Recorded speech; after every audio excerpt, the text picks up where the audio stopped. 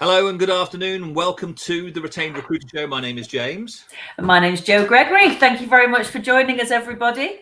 Yeah, nice to see you all. And Joe, I'm delighted today. We're joined by another James, so we're going to gang up on you. It's going to be James squared. We're joined by James Pickering. James is the Managing Director of Vision Executives. He's a 5-year veteran of the recruitment industry. And what are we going to be talking to James about today, Joe? We are going to be picking James Pickering's brain. And hopefully James is going to give us loads of tips, but all from experience, James, of how you've moved over into retained recruitment and the journey you've had and the experience that you've had with iIntro. So we're really looking forward to that. And I know we've got a few questions that we want to ask you. So stand by for interrogation. And I genuinely feel like a rose between two Jameses here. There you go. Well, actually, I'm wildly outnumbered, but I'm glad we all begin with J. I think we can only have people on Retained Recruiter Show who begin with J. That's our new rule. So James, what's really interesting and what I'm fascinated about today, so I know you're going to talk about your story and your journey with us here at iIntro, but one of the things I'm hoping that people will be listening out for is the journey that you've taken. And as we sort of trailed in the information coming up to this, it's how you can go and increase your fees. And the interesting thing, I think I saw one of our marketing articles talk about how you've increased your fees by 10%, but it's not 10%. You've increased your fees by 66.67% because you've gone from 15 to 25. So Joe, let's start off let's kick off with a question. Give James a nice easy one. What's your name? What's your name and where'd you come from? Yes, absolutely. So give us a bit of a positive history of James then, James Pickering. Right. So thanks for saying I'm a veteran. I mean, I don't consider myself a veteran. I mean, I'm relatively new, or a lot of recruiters consider me quite new to the industry, having only done it for sort of 5 years. I certainly consider myself more definitely a young entrepreneur. You know, I'm in my mid-20s and by no means a recruitment expert, but definitely something that, you know, I think I was quite lucky early on to kind of drop into an industry that I actually, you know, loved. I think that's really fortunate for someone to drop in at such an early age. Started working for a big international recruitment company. And then, God, what was it? It was just a year ago almost. In fact, just over a year ago, founded Vision Executives. Saw a little bit of a niche, as I think a lot of recruiters do when they go to start up on their own. And that niche for me was the eye care industry. So yeah. Sorry, that's my the beauty of live broadcasting, ladies and gentlemen. That's my doorbell, followed swiftly by my dog. James, you ask the next question. I'm going to mute myself for a second while chaos descends on my office. Indeed. So James, you spent 5 years, and that's what I'm saying. You know, in terms of some people do jump in and out of the industry very quickly. So when I say 5-year veteran, slightly tongue in cheek, but actually, I think your journey's been interesting. A lot of people go through that transition from, you know, getting the training and education that a lot of the big companies can do, and then actually venturing out, as you say, young entrepreneur yourself as well in terms of getting out there into the industry. So why don't you take us through your experiences within the recruitment industry to date? What type of, you know, how you started in recruitment, how you started delivering recruitment, and how you transitioned when you set up your own business, you know, and what your vision, no pun intended, what your vision was. I'll walk straight into that. Yeah. So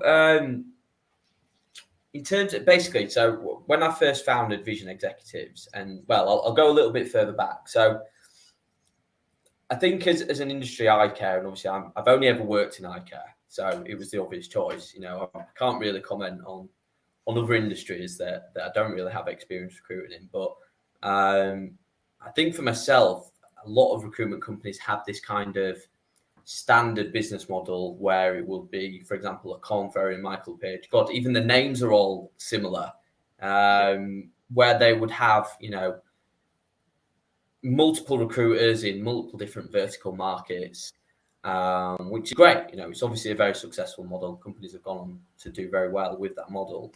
I suppose what I wanted to do when I founded Vision Executives is actually move away from that completely and become boutique and specialized to one particular industry. You know, rather than being sort of a small fish in a big pond, I suppose I wanted to kind of become a big fish in a small pond and do it that way.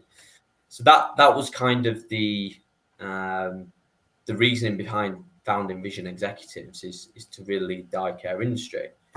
With regards to sort of fees and how I was working, I have worked retained before. So I think the big thing in the past was when we was working retained, it was often with clients that we had worked with before, we built up a little bit of rapport with, and it was almost, we would ask for, you know, a deposit up front, an upfront payment, almost as kind of a sign of trust between them. It wasn't very much, I don't think necessarily the way I worked retained in the past was probably representative of a huge amount of value versus what we do now. So that's certainly one reason for the fee increase. Okay. Now, I remember, James, sitting down with you before Christmas, just when you were sort of thinking about making this decision, which you were probably going to put off to a little bit further. And so I'm delighted you sort of made the jump early in the new year to gain the benefits you have so far. But so you already said, what was part of your decision-making process to change? You know, I mean, because we talk about the Retained Recruiter Academy, the Retained Roadmap in terms of people, you're already selling Retained, as you mentioned. So what was the sort of, what took you over the decision edge to sort of say, okay, well, let's see whether you guys can help us achieve something different? Yeah, well, strangely enough, to be honest, because I was actually thinking in the past at some of my previous companies about how we can actually add more value to that retained service. So I know some companies have kind of dabbled with the personality profiling and whatnot, but all of a sudden I've kind of had this past of doing something similar to iIntro, but without the actual tools required to actually implement it effectively. Then all of a sudden you guys kind of turned up, and then it was, here is this ready-built system, which, you know, takes recruitment from being a qualitative process to a quantitative process, essentially, with all the data and how that all comes together. And yeah, it was just a really good fit for what I was looking for. I think what you just said then is really interesting. We get this a lot where we're trying to sell a concept of something. And a lot of the times that does come down to trust, because clients can't see or feel or hear what it is, or the value that we're trying to propose to them, because it's in the future. Hence the reason why it's called a value proposition. And I heard a great phrase the other day, which was about demonstrable value. So actually being able to show and demonstrate the value to a client up front. And I know that when we had a conversation when you first joined us as well, James, that that was one of the turning points, is you can actually show clients elements of your service methodology that mean that you can demonstrate the value. So how has it changed the way that you pitch clients, I suppose, now that you've got the platform and you've got all of the elements of the platform? Well, I think, to be honest, you know, we can actually thank COVID a little bit as well for making more clients open to doing video calls. Because I remember when I was starting recruitment, it was, you know, you pick up the phone, you flog the phone until you get a client, and then you start talking and hope that they like what you're saying. I don't know, and hopefully other recruiters agree with this in the past. You know, the way I used to pitch retainers was very much telling clients what I do, how I do it, and almost asking and demanding for them to kind of trust in me. But I think you just hit the nail on the head, really. Now it's gone from telling to showing and demonstrating where you can value. Visually, you know, iIntro I think it's fantastic the way it's all set out. Some of the features are really useful. You know, seeing the shortlist, seeing the faces of the people the client's going to be interviewing. For the sales guys that we work with, where they are on a territory, you know, seeing where they are on the map in relation to the territory. I think it just makes recruitment a little bit more visual, and gives you a wider overview of your recruitment process. Well, I think James, I mean, you know, I think that what you saw, and yeah, obviously we're delighted it's worked out for you in the way it has, of course, as it does for everybody who sort of joins iIntro. But what we see is, you know, we do speak to people who've already, you know, they're retained recruiters, and what they are like you know, you know, sometimes said with a bit of bravado or confidence, sometimes that borders on arrogance, that people say, if you want to work with me, you've got to pay the fee. Exactly. And looking from the client side, perhaps sometimes it does come across as arrogance, Yeah. And I think this is what this is doing now is actually sort of, clients have started to become savvy to it. I remember speaking to clients in the past, and this was when I was sort of, countering, when I wasn't selling retained, trying to counter retained. You'd sort of, try and undermine the retained recruiter because say, what, you really pay 2/3 of the fee without, ever seeing a candidate, which sounds ridiculous. But if you think about the amount of work that goes in from the recruiter's perspective, it's massive. I was with a company in Leeds, as it happens, James, the other day, and they'd mapped out their client process, and they said they have 26 steps in their process in terms of what they deliver. And funny enough, Joe and I have spoken about this. We'll say it's 25 to 30 steps. Well, that's what the recruiter does. But to the client, they think they brief you, you find some CVs, you present a shortlist, which is send some CVs, and then send an invoice. They don't see the 26 steps. They don't see the work that goes in. And so sometimes, you can, if you're not confident enough when you're pitching retained, or if you get a lot of pushback from clients because they don't understand where the value is, then you'll find you're actually on the back foot. And that's when people just slip to the easy path, which is, okay, listen, I'll work on it for you free of charge. Or, and I think, I speak to a lot of people and we call them containers, where they're just trying to get a little bit of commitment up front, £1,000, a couple of £1,000, a couple of $1,000, whatever it may be, success weighted recruitment. But again, I was speaking to the same company about that in Leeds earlier this week, and they said it's still so easy for a client to drop a recruiter if they've just paid a small container. Because it's easy for, if a CV comes in from left field from somebody else, I say, okay, I've got to pay those guys 15%. I've paid somebody to go and look, I've only paid them a couple of grand. I'm bailing out of that one quite easily. So we talk about retained because what it does is it helps show the client where the value proposition is, and more importantly, what it is that you're doing.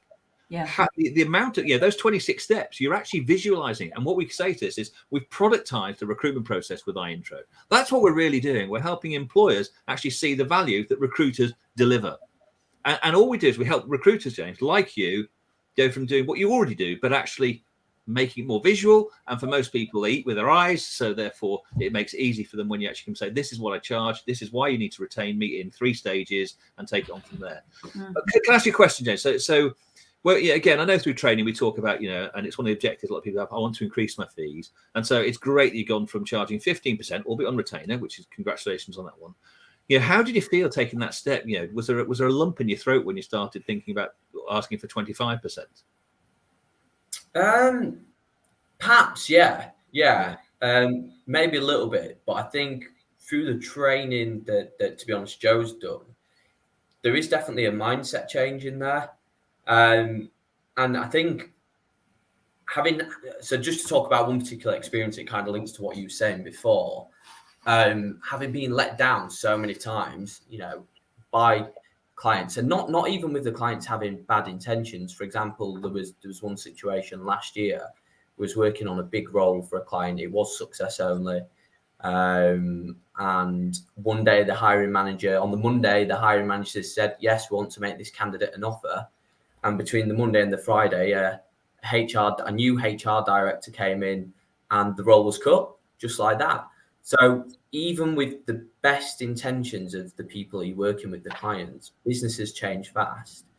And, they can let recruiters down whether they want to or not. It's not always their intention to do that.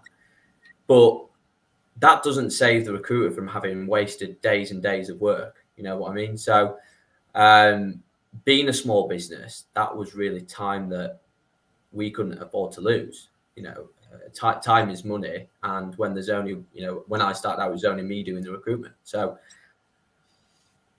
when after going through all that, I almost felt as if asking for the 25% for all the rubbish that I've been through in the past with contingent recruiting, actually felt like we was actually getting a little bit of what we deserved after what the stuff we've been through in the past. So there was definitely a mindset change, and now I'll quite happily say, I mean, I still wouldn't necessarily go in straight away, always at 30%, but I have done recently and it's worked as well then. So yeah. It's a huge thing, I think, with the mindset. we talk a lot about fee defense. We talk a lot about fee negotiation, not just in the training, but with all the clients. And actually, fee negotiation really starts with fee defense, doesn't it? Being able to defend your fee before you even get to the stage where you need to negotiate. So prevention rather than cure, or dealing, trying to treat the symptoms once it's happened. But the mindset, I think, doesn't just start with the client, because let's face it, clients have been conditioned to believe that a transactional contingent service is normal. It's not optimal, but it's normal. But also, I think as recruiters, we've had that as well. So going from 15% to 25%, there's got to be 10 justifiable differentiators, even for you as a recruiter. And so do you think that I mean, I know now you present with confidence to clients. Do you think having the platform, and we don't really go into detail when we do these sessions, but all of the different elements that allow you to have 96% retention, that allow you to give your clients a 12-month free replacement, do you think each of those things helps you to believe, I think, as a recruiter, that you're worth more money? 100%. Yeah, definitely. I mean, it's differentiating yourself as well from contingent recruitment. It's taking it to the next level. I wouldn't even, consider myself to be a fantastic pitcher. If we can even call pitching with our intro, if you can even call it a pitch, like we say, it's much more of a demonstration. But yeah, I think the tools are there, and it's obviously up to you to utilize the tools. Some of the features and whatnot, don't even necessarily go into and don't remember to, you don't have to go through absolutely everything. But I think as long as you demonstrate the value in what you're doing, where you can add value to the process and how it all works together, then it does create this image of a real thorough recruitment process. And that's what we want to achieve. Yeah.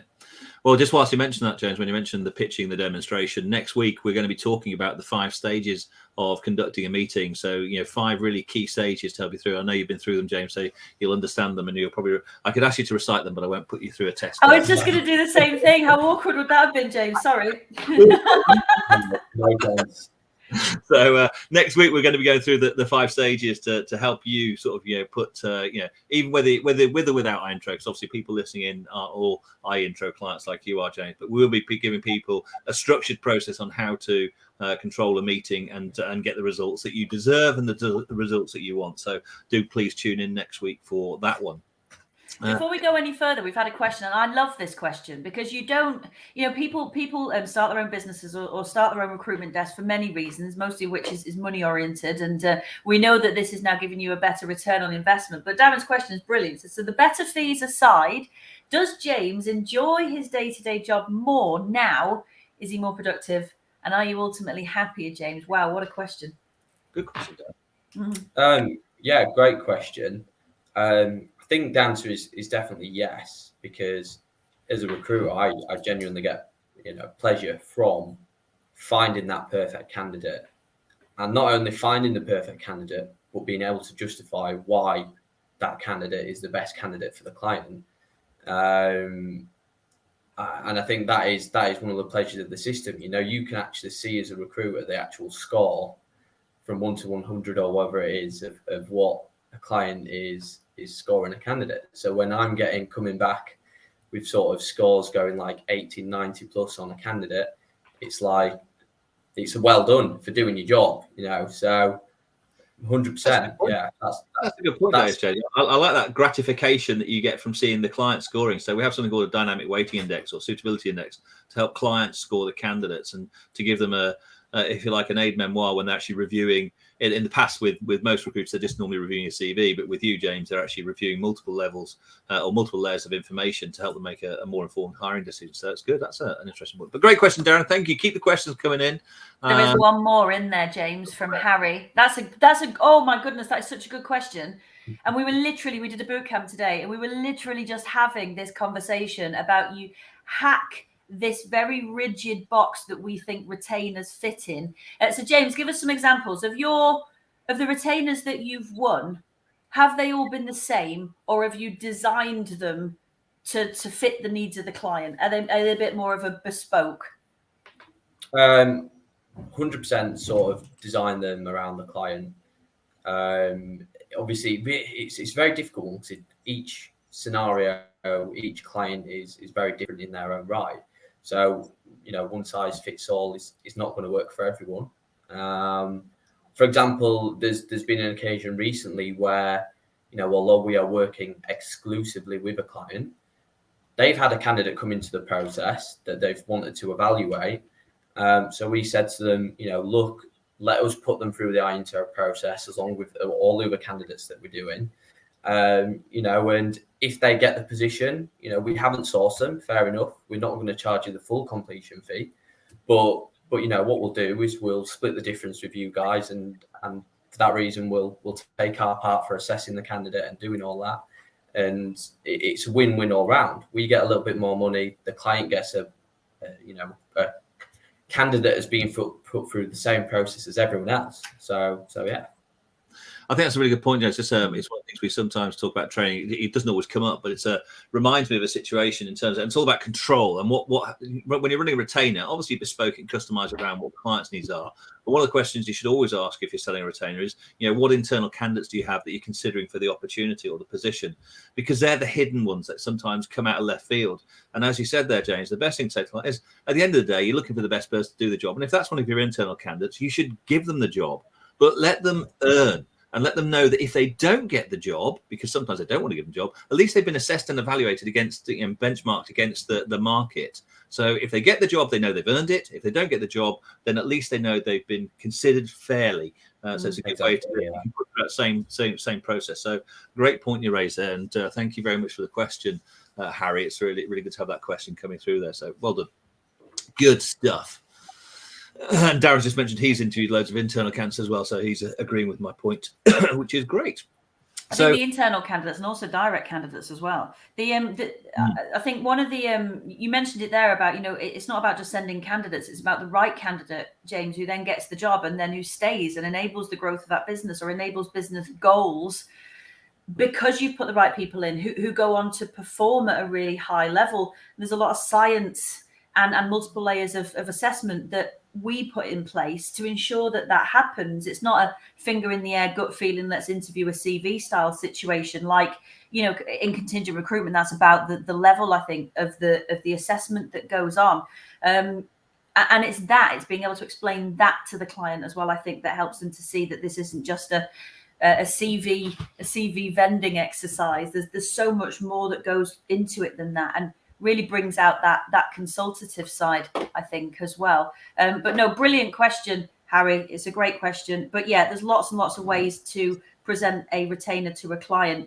And James, we in the training, we talk a lot about problem solving, don't we? And asking questions of clients that identify pain points in their business that you can solve based on the features of your service. So, and I know previously it's been more of you kind of pitch the features of your service rather than try and elicit the problems and the challenges. So are you finding that clients are quite open in telling you what challenges they have in their recruitment so that you can help to propose solutions?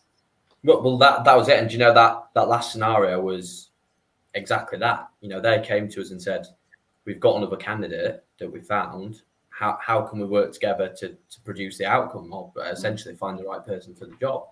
So partly that comes from the client being open and honest. But I think in some of the other pitches I've done recently as well, the pain points aren't necessarily immediately obvious. It may not take one call, it may take two, it may take three to actually being able to draw them out, especially because I'm still learning. I think everyone's still learning. No client's the same. So just if you don't get the answers on the first time, I don't think give up. I just think kind of keep probing and find out what the real reasons and what the issues are.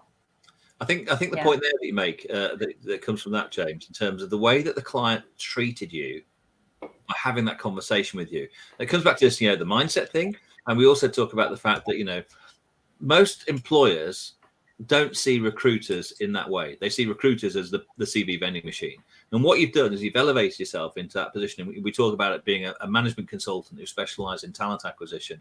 And I'd like to tell you that I think you've reached that goal there with that client, because they could have done it sneakily, behind the scenes. You said, ta-da, sorry, we've got this candidate. But the fact they brought them to you shows a degree of trust in your process, because your process isn't about finding a CV. It's about finding a person who can do the job, who can add value to the organization and stay with them for the medium to long term. And that's the important part. And when you do elicit those pain points or help the client understand what the client challenges are, that's when, fees melt. And when we were talking about 3 or 4 weeks ago, we had a guy called David Perry from Perry Martell in Canada, a proper veteran, James, many, many years of experience in recruitment. He when he goes through that process with his clients, when they come to the fees, his answer, and it was a great answer, great response. Please listen back if you've not heard it, but I'll give you the punchline anyway. So I'm not going to tease you with that one too much. But he said, when clients say to you, how much do you charge? He says, not nearly enough.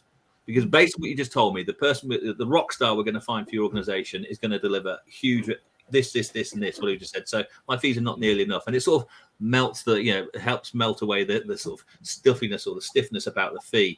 And then you can talk about, well, of course, my fees are, in his case, 33% of the first year's annual salary payable in 3 equal installments. How does that sound to you?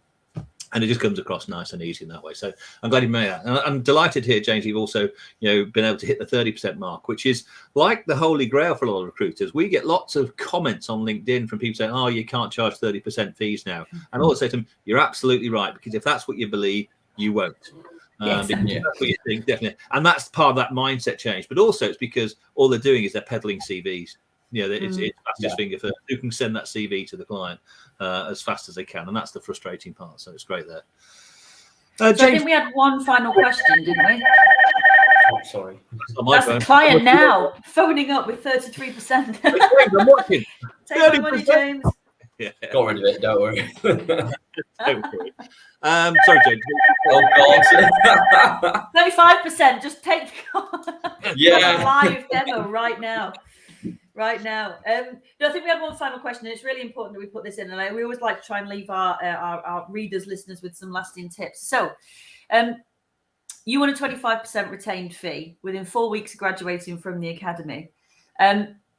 What can our viewers learn from that experience? Because that's quite an achievement. If there are any top tips you could give to our listeners, what would they be?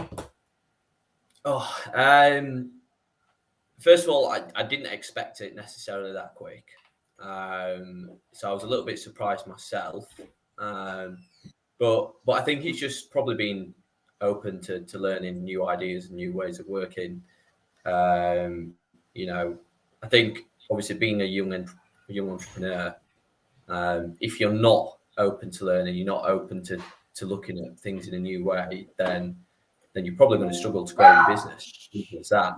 So yeah, just listening. You don't have to necessarily take on board all the advice that you hear, but if you could take different bits of advice from different people, including from Jo and her training with the academy, then you're talking incremental improvements over a long period of time, and eventually it creates this full picture. Yeah, spot on. Now, James, I also want to give you the award for the best renaming, because obviously I intro the white label service, and most people call theirs something to do with their business name, whatever. And you did exactly the same. You gave your system name iIntro because of the vision market. So I think it's one of the best names I've seen. So very good name. That one. Yeah, EYE intro. Yeah, very good. Easy play on words. I'm a little embarrassed to have such an easy pun in there as well, but there you go. That's very good. And Darren's put some comments in there. So if you're watching live or actually even on the replay, because I've actually watched one of these replays back, and actually all these comments come flying up at the right time. So it's really clever. So yeah, it's all about delivering smart recruitment and showing the value proposition. And I'm delighted, James, that you've been able to deliver that service to your clients. I know we wish you continued success with that. I'm sure you'll go from strength to strength. I know you're already building your team, so that's great to hear as well. And we look forward to supporting you in your journey as we go forward. So, Jo, what should we? I've already trailed next week. We can trail it again if you wish. But I think we're. Absolutely. So next week we're here again. So same time, same place. Without James Pickering, unfortunately. Although if he does want to turn up, I'm pretty sure that we can fit him in. So the 5 stages of pitching a recruitment retainer. How to get a good head start. How to ensure that you're giving the right impressions during the meeting, but also in order to get a client meeting. The value of a client meeting, because we're not doing enough of those nowadays, I don't think either. How to qualify prospects, how to make sure that you're asking good questions, how to make sure you're eliciting those pain points full consultations with clients, not just pitching, as James, you said before, but then how to actually really talk through your service methodology and your value proposition, so you could be winning at least 90% of those meetings that you go into. So we're going to talk you through blow by blow, stage by stage, next week of client meetings. I think that'd be a really, really good one, James. Excellent. So James, thanks very much for being with us today. We've appreciated you guys. Comments and obviously, thanks for the support and the training and everything. And iIntro is a great platform, and it's made quite a fast impact with our business. So hopefully other people can jump on board with that as well. Good. And so if you want to sort of jump on and find out what James learned, book a consultation with us, just go to www.retainedroadmap.com, and we look forward to seeing you there. So look, next week, it's good from me. And it's goodbye from me. And thank you very much again, James. No worries. Cheers. Bye. Bye-bye.